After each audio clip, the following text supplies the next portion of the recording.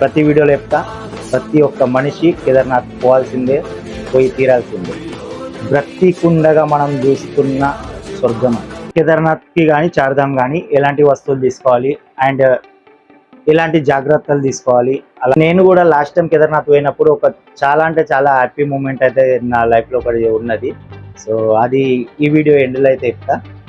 అలాగే కొంతమంది నాకు కామెంట్ చేసిళ్ళు కేదార్నాథ్కి ఎలాంటి షూస్ వేసుకోవాలి అండ్ అక్కడ వాతావరణంకి ఎలాంటి బ్యాగ్ అవసరం అని కొంతమంది కామెంట్ చేసిళ్ళు.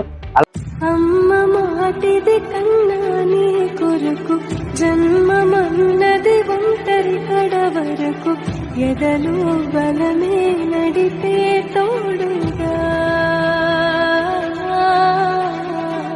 జగమే